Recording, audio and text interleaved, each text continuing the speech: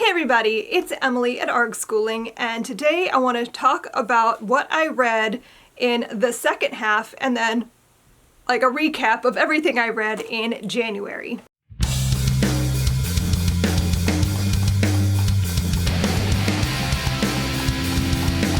So I'm trying really hard to get myself into the habit of doing monthly wrap-ups. I'm not great at them, which is why I rarely do them, because I feel like I don't know what to say about the books besides either yay, I liked this, or ugh, no, but it's fine. We're gonna try it and we're gonna see how this goes. So I'm gonna talk about the books that I read the second half of January 1st. So let's get started with I'm just gonna go in order of what I read. So let's start with The Boy Who Followed His Father into Auschwitz. This was the Young Readers edition, and it is by Jeremy Dronfield, and I didn't like it. I read this as an ARC. I think I will put the date when it comes out, or it might have already come out. I don't remember it. So this book was very textbooky. Like, I feel like it was written to children as if children aren't capable of understanding things like this, and I did not enjoy my experience reading it. I feel like it had nothing new to share. It was just very boring and hard to read, and I was disappointed about it because, like, from what I understood, this was like the true story of these two brothers and their experiences during the war. And normally I'm like really excited and interested in reading about lived experiences during the Holocaust, and I feel like these brothers' story was not done well. It didn't do them justice. I want someone else to write this. I mean, to be fair, I've not read the regular version of this. I've only read the children's edition, so maybe the one written for adults is better. But the way it was written was just not good. Did not enjoy. Do not recommend. So moving on. I think I gave it like 2.5 stars, and that half star was really just like because it was a true story. Moving on.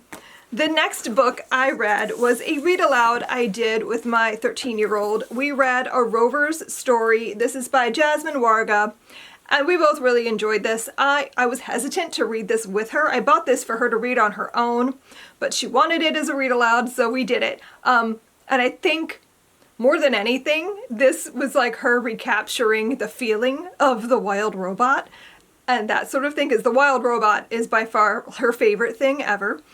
And so we read this together, and it was cute. It's a little bit young for what we read it for, but I think it would be perfect for like an 8 to 10-year-old. And it's a story about the Mars rover resilience, and as he's being built in the laboratory, and then as he is sent to Mars and his experiences on Mars, and the way the robots interact was great. Loved all of that. Loved how he developed emotions and human feelings, or as he calls them, hazmats. And I just found the story really endearing and cute. So definitely recommend this. We gave this 4 stars. Next up in my quest to read my Jewish books this month, that was my TBR pick for the month, was Jewish books. I read Aviva and the Divic. This is by Mary Lowe, and I really liked this. I feel this is for a very specific audience. I don't know that this is going to appeal to a wide audience at all, because it's extremely Jewish, like very Orthodox Jewish. I'm not even sure I fully grasped a lot of it. Like, things like mikvah are not familiar to me. That's not a thing we ever did. I grew up in a conservative, bordering on reform synagogue, so this is not stuff that I had ever experienced with. The story is following a girl who we know her father has died. I think she was like 7 or 8 when he died, and she's now 12. And so she's still dealing with the trauma of his death. Her mother has become a recluse and has become very afraid of the world. And we know, as we're seeing like things happening in their community, I knew that this was going to be dealing with a lot of like trauma and anti-Semitism and stuff like that.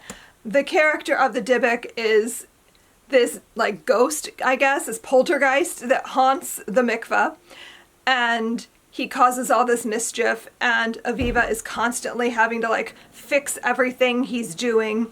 The way the story handled trauma and what had happened to her family and the way they are recovering from it, I thought it was done so well. The way that grief is handled in this was just done so beautifully, and that made the story just perfect for me. I thought it was beautiful.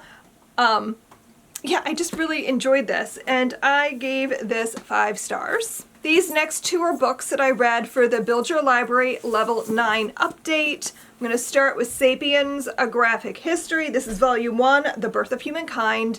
I read the original, like, full-length Sapiens, I don't even know now, like, many years ago with my twins when it first came out, and I'd been really excited to get my hands on the graphic novel edition. This is aimed at, like, high school audience, I would gauge, maybe like a upper middle grade high school audience, and I thought it was done really well. I found this really engaging, really interesting. This focuses on early people, mostly on sapiens, obviously, because that's what it's called.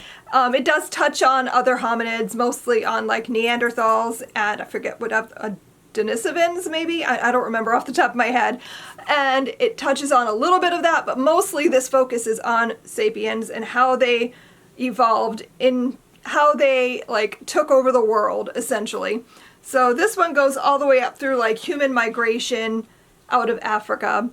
And I just thought the way this is done is very engaging. It's very interesting. Like the cartoons are a little bit bordering on cutesy, but it's not like too juvenile, I don't think. I really like the different characters and how he wove the story in a way that doesn't get boring. Because I know when I read Sapiens with my twins, we had to do it in such short bites because it's very wordy, and I felt like I would lose them if I tried to read too much at once. So I wish we'd have had this edition. I think it would have gone over much better. I gave that 5 stars. Also for level 9, I read Braiding Sweetgrass. This is the young adults version, and it's by Robin Wall Kimmerer.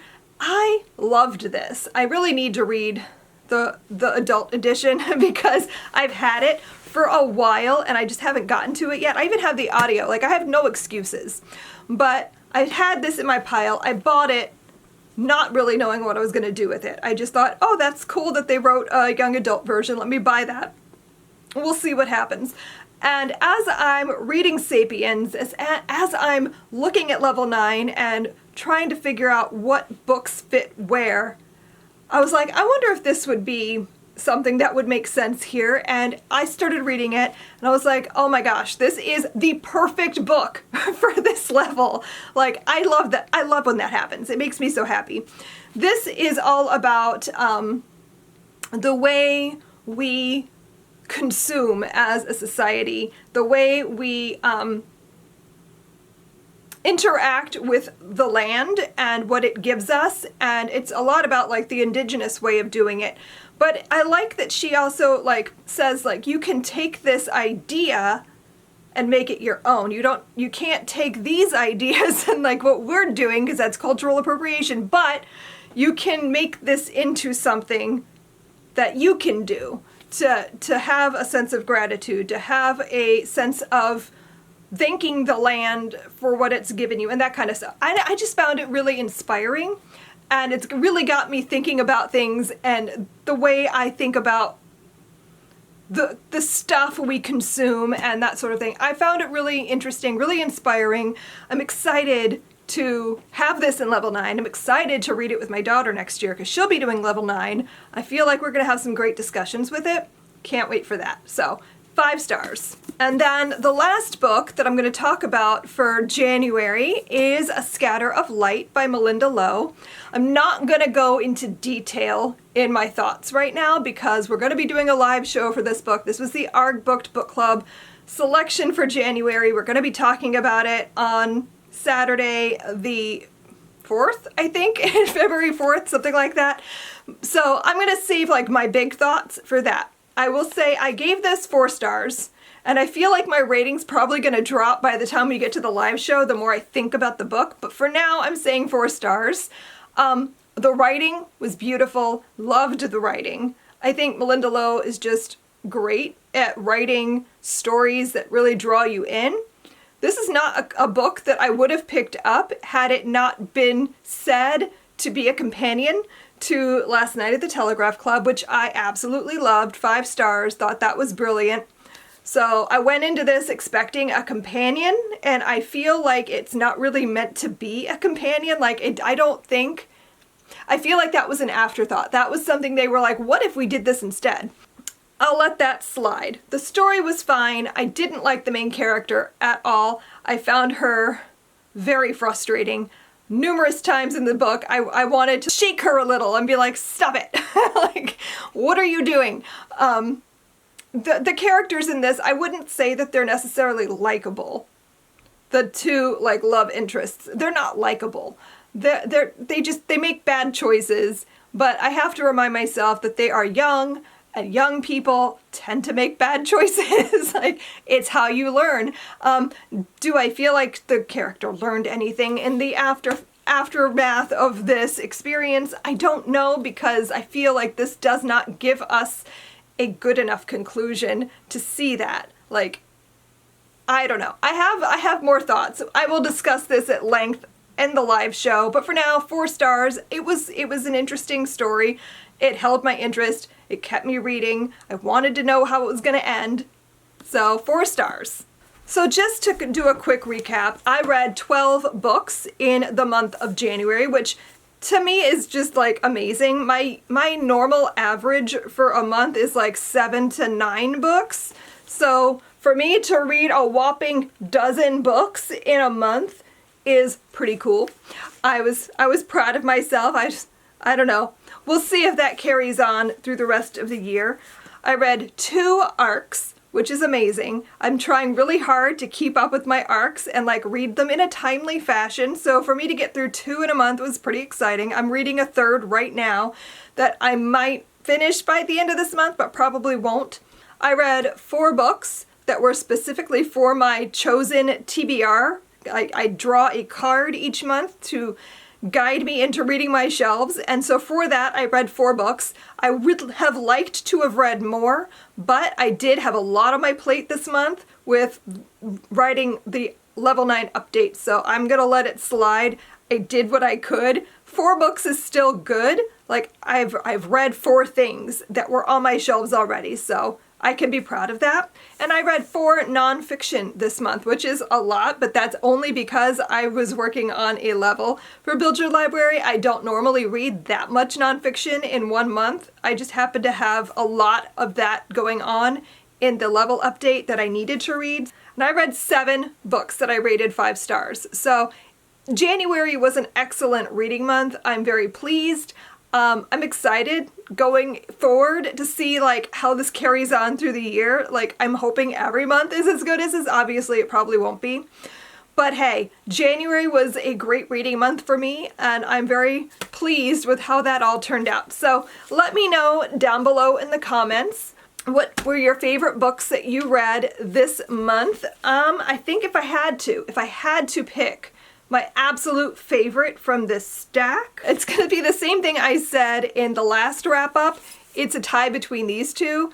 The Last Quintista and The Summer of Lost Letters. These were both like some of my favorite things I've read this whole year so far. Granted, it's only been a month, but I feel like these are gonna be in my top 10 at the end of the year.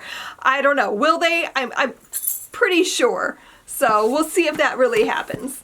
So thank you so much for watching, and I will see you guys next time. Happy reading. Bye.